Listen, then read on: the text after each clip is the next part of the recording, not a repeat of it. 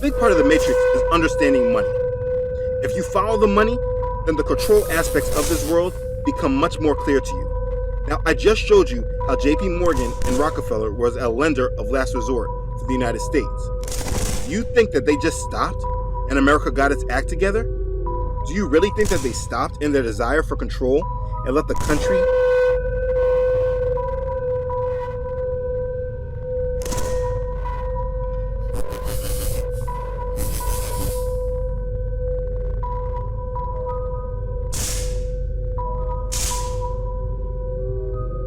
and then the world up to other people that would control it? Obviously not. They went in for an even stronger power grab. Understanding what these men did is understanding where we see the massive power grab in the world occur. In the beginning, these men were just captains of industry. They control commercial banking and commercial industries. It was not at the government level.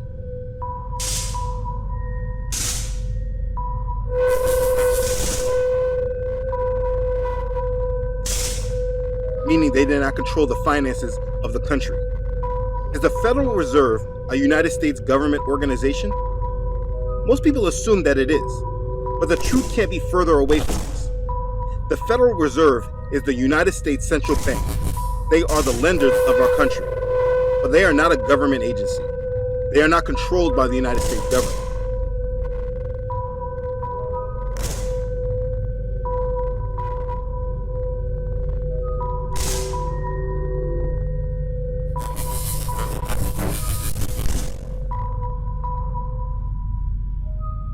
Which is why they cannot be audited by the United States. To understand the Federal Reserve, look at it from this perspective. Let's say there's me and 12 other families in the world that have become extremely rich. So rich that we have been able to lend our wealth to a certain country so much that now we are their bank. When the country needs to do things, they borrow money from us.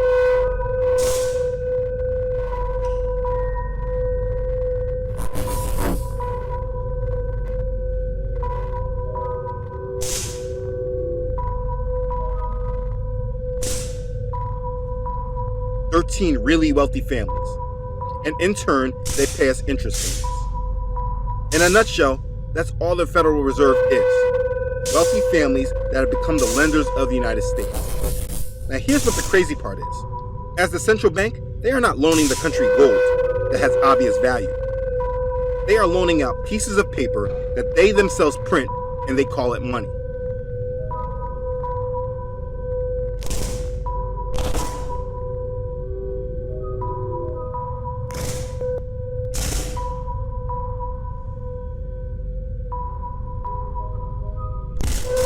On the back of every dollar bill, you will see it is in fact a Federal Reserve note.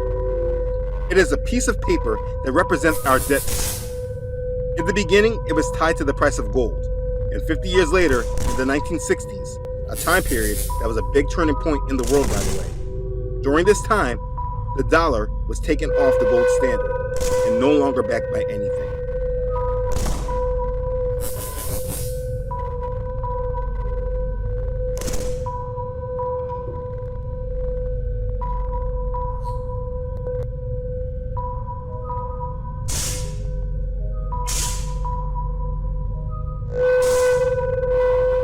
Basically, what I'm telling you is that these captain of industries, the families of the Rockefellers, the Morgans, the Rothschilds, and other wealthy families became the lenders of the United States, and they control our money. They are the Federal Reserve, but are a hidden, unseen hand that we will never see.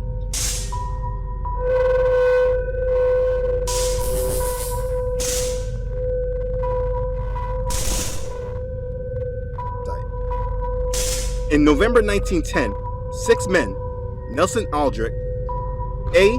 Piatt Andrew, Henry Davison, Arthur Shelton, Frank Vanderlip, and Paul Warburg met at the Jekyll Island Club off the coast of Georgia to write a plan to reform the nation's banking system.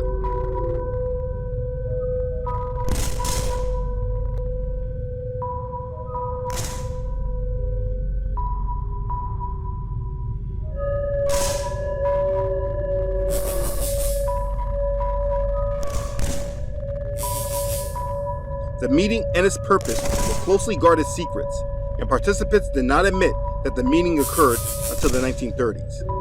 But the plan written on Jekyll Island laid a foundation for what would eventually be the Federal Reserve System.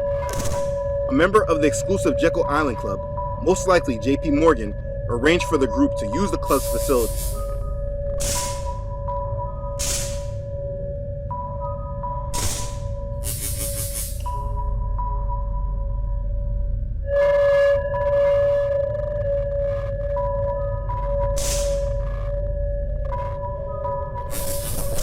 Founded in 1886, the club's membership hosted elites such as Morgan, Marshall Field, and William Kissam Vanderbilt I, whose mansion-sized cottages dotted the island.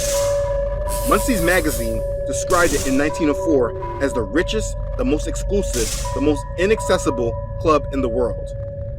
From this meeting, the Federal Reserve was created. Again, they are not hiding this.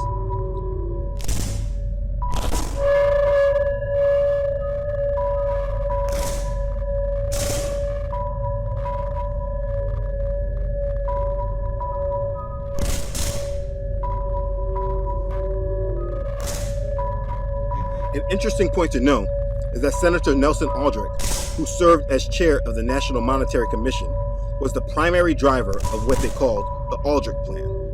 The Aldrich Plan strongly influenced the Federal Reserve Act of 1913, which established the Federal Reserve System. Aldrich also sponsored the 16th Amendment, which allowed for a direct federal income tax.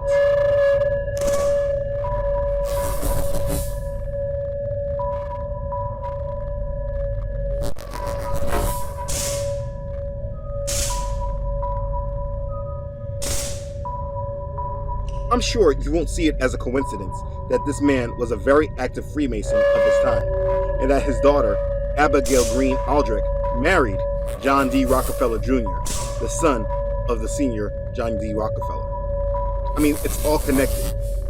But this was the major power grab that they instituted. And this is not just something specific to the United States.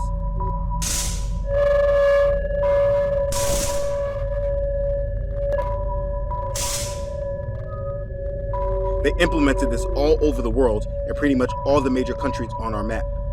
Countries like Iran and North Korea are the countries that do not have a central bank. And it's of course not a mystery why there's consistent war drums being beaten. All these central banks around the world are fairly new creations, and it's the way that they handle and control a nation.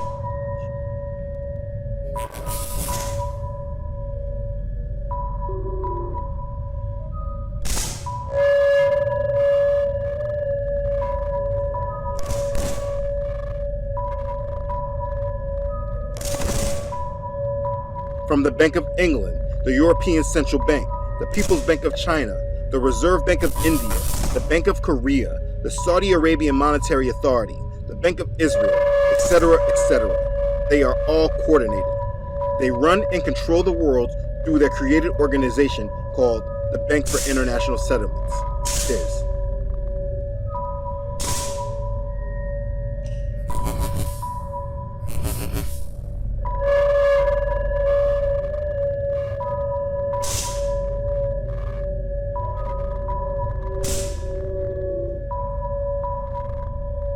This is probably the most important bank in the world, which predates the IMF and the World Bank, but unknown to many.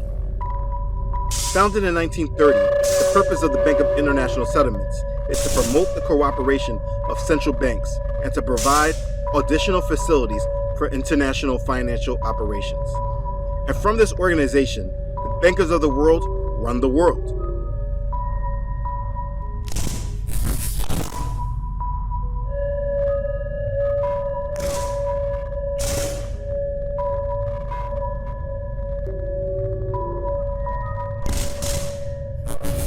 You can see that money is a huge leg of control for this matrix. They control the outflow of money and the value of it. Nathan Meyer Rothschild is quoted as saying, "I care not what puppet is placed upon the throne of England to rule the empire on which the sun never sets. The man who controls Britain's money supply controls the British Empire, and I control the British money supply."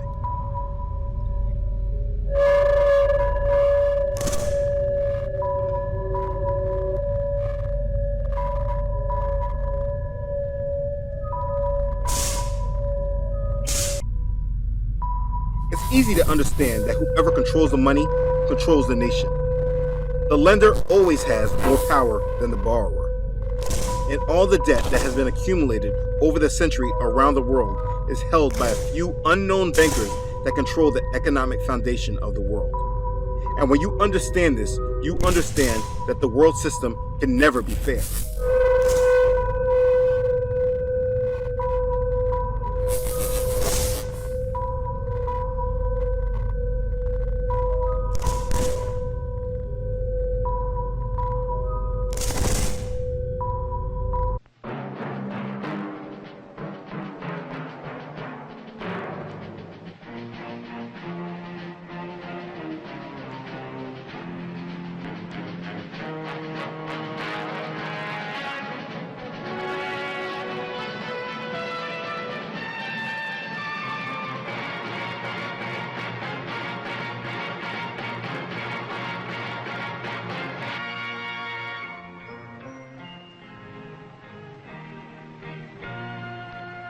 Some people have a deep, abiding respect for the natural beauty that was once this country.